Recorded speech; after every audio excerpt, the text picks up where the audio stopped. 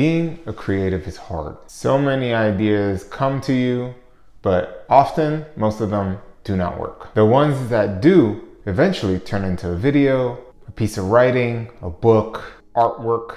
As an artist, you may think it's a masterpiece. You see your views are in single digits or no one's not liking your photo on Instagram. On YouTube specifically, there's about 500 hours of content uploaded every minute. So the likelihood of your video being seen is very low. So I'm here talking to you on this screen. There are days where I'm full of creative ideas and creativity. I write, I record videos, I do voiceovers, such as this one. I create shorts and I write loads of content. Then for about 2 to 3 days, most of the time longer, I just have nothing coming to me. But I do have a secret weapon. This book here, this is why I keep at it. Even during the hardest times of being a creative, that painful part of you feeling like you have nothing in the tank. And I'm no success yet, but I have to get all this information that I have in my brain out there in some shape or form. And this book has been the most helpful. I'd like to share some quotes with you from the book and why I'm sharing them. I write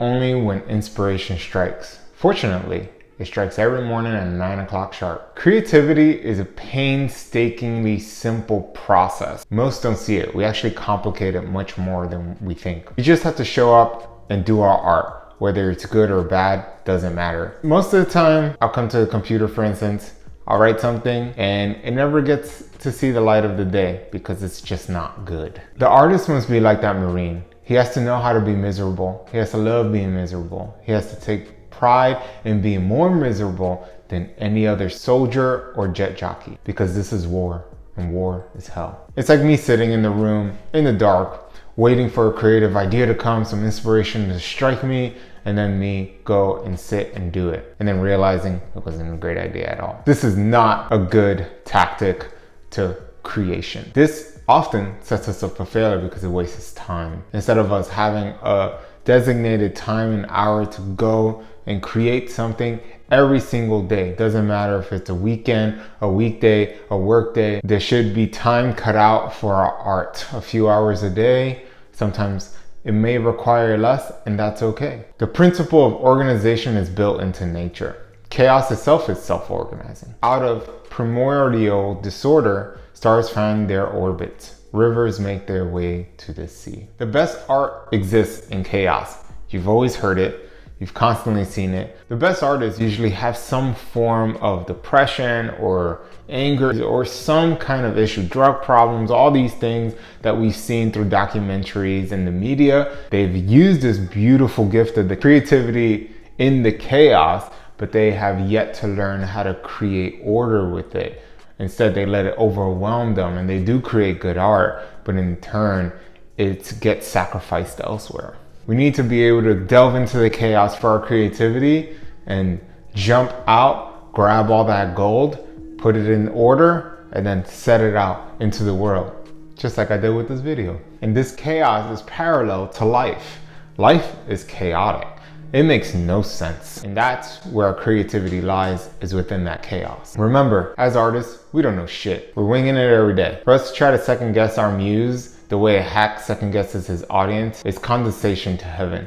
It's blasphemy and sacrilege. It's hard not to doubt ourselves. We do it almost all the time. We're all just trying to figure out as go. Every single human on this planet doesn't really know what they're doing. You may be thinking, that doesn't sound peaceful, that sounds chaotic. If you think about it, there is some peace in that. The other people who you think are doing these amazing things on Instagram, TikTok, have their own set of issues, have their own day-to-day problems. We just don't see it because we're looking at a highlight reel. It's very humbling to understand that no one is better than anyone else. We just grew up differently with different skill sets and can do something great in our lives. And that doesn't mean it has to be financially great. It kind of gives you the idea of what this book is about if you haven't read it yet. This book is what I go back to when I need to keep that fire underneath my butt in order for me to continue to come back and do more and more videos. Now, I've stopped and started God knows how many times YouTube. I've had 3 channels before this one, and I've stopped every single time due to some life event, or I just wasn't getting the views and subscriber count that I originally wanted, so I stopped. I didn't even give it time. I didn't let it breathe. I didn't let it, the algorithm or people figure out what they want from me. I just create what I think is good, what interests me at the time. I have no kind of idea of like where this is going. I'm just creating for the sake of creating. And as I find my people, I'll cater more of my videos to that, with the exception of some. And I learned that from some of the greats like Casey Neistat or Manti Avella or any of these other YouTubers that I follow out there. I remember having a channel, horrible title, it was called Ruben the Non-Guru. I posted on it several times a week for several months, and it was actually growing. Then I left to China to become an English teacher, so I stopped.